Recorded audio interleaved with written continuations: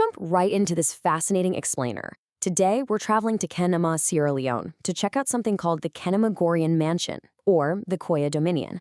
And look, this isn't just a spot on a map. It's a living, breathing experiment where ancient Mende wisdom literally collides head-on with a high-tech future. So if you've ever wondered what it actually looks like when deep ancestral traditions fully embrace off-grid technology, well, you are definitely in the right place. To wrap our heads around this highly conceptual worldview, we're going to take a quick, structured tour through this massive ideological mansion. We'll start with a welcome to the Dominion, look at the flat metabolism mindset, build the foundation in Opus 1, move to the action plan in Opus 2, uncover the secret of radical humility, and finally look at actually living the Koya life. Let's get into it. So, Section 1. Welcome to Koya Dominion, the framework. Before checking out the walls of the mansion, we absolutely have to understand the blueprint. Okay, so the whole Dominion is built on what the Nunie lapierre family calls the double transverse transjective quadratic model theory. And yeah, I know, that is an absolute mouthful of academic jargon, but please don't let it intimidate you. We're going to demystify it right now, because right beneath that incredibly heavy vocabulary is a genuinely revolutionary way of looking at human existence. If you just strip away all those complex words, you find the real beating heart of it all. The theory is really just a tangible, inspiring blueprint for living. It's asking one massive, essential question. How can any individual live in total freedom, possess genuine power, and still stay deeply, deeply connected to both your roots and the modern world? Moving on to Section 2, let's look at how they ground this philosophy with the flat metabolism mindset. There is a huge paradigm shift happening here. See, the traditional Western worldview usually puts humans right at the center of the universe, right? But the Koya Dominion practices what they call non-auto-anthropology. Basically, this means you are not an island. Instead of seeing yourself as the main character of the whole universe, you see yourself as a physical sign of a much larger spiritual reality. You're completely tied to the soil under your feet, the trees around you, your ancestors, and yes, even the digital tech you're using every single day. And that intense interconnectedness leads to a daily practice they call flat metabolism. Imagine a system where literally everything eats and breathes together in this continuous zero-waste circle. Practically speaking, this means your solar panels eat the sun for power, your traditional Mende gardens eat the compost from their house, and your brain eats both modern texts, like the Bible, and the traditional oral stories passed down by the elders. Nothing is isolated. Everything is feeding everything else. Now, to manage all that crazy input and output, the Dominion uses a central node. They use fancy academic terms like Rizzo-polycentric to describe it, but honestly, I absolutely love their metaphor for it. They call it the Wi-Fi router of your soul. It's just such a clever way to describe this spiritual center that connects your inner thoughts with the outer physical world, making sure all your different roots, the tech, the ancestry, the nature, stay perfectly synced up. All right, Section 3, Opus 1, the foundation. Let's actually build the physical space. They build their reality on these 4 absolutely fascinating pillars. First up is neuroarchitecture.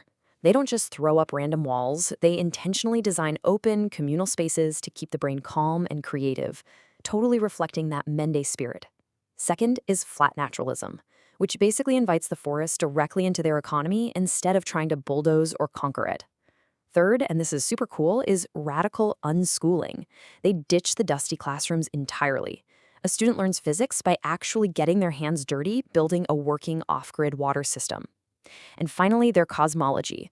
They map the universe by perfectly blending the ancient stars that Mende travelers used to follow with modern galactic science. So, with that rock-solid foundation poured, Section 4 brings us to Opus 2, the action plan for creating the future. A huge part of this action plan relies on something they call etymological hybridization, which is just a very big way of saying they are speaking a new world into existence. By mixing Mende, Creole, and English, they invent entirely new vocabulary for emerging tech. And the thinking here is just brilliant. When you name something, you own it. You aren't just borrowing someone else's future, you're defining your own on your own terms. Alongside that new language, they roll out 3 major action pillars. The first one is a mouthful: Joyful Afro-Optimist-Oriented Accelerationism, or JAOA. Under JAOA, they are unapologetically hooking up Starlink, solar power, and digital banking to turn Kenema into a global hub. They want to prove that Africa isn't just catching up, it's actively leading the charge.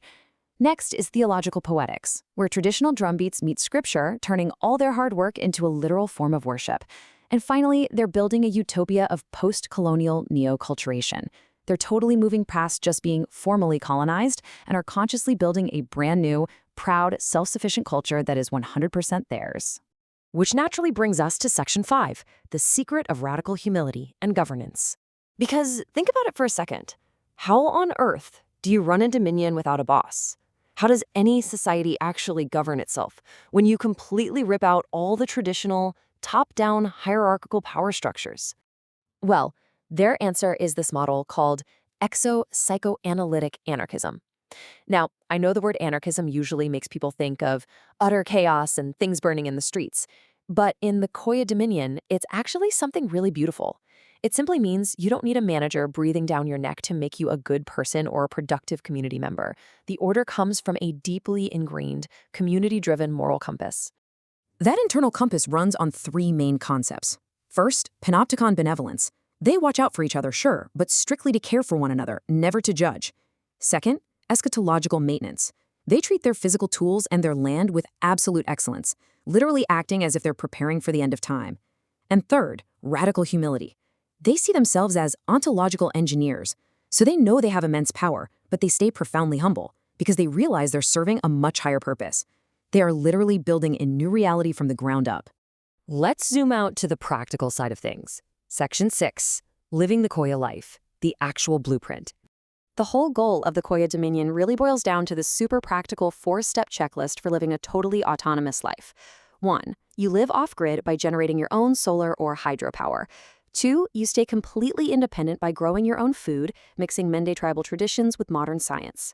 3. You become self-financing by managing your wealth and creating digital products so you never ever have to rely on a handout. And 4. You stay permanently connected. You don't have to choose between your identities. You could be a person of faith, a proud Mende tribal member, and a totally dialed-in modern citizen of the digital world all at the exact same time.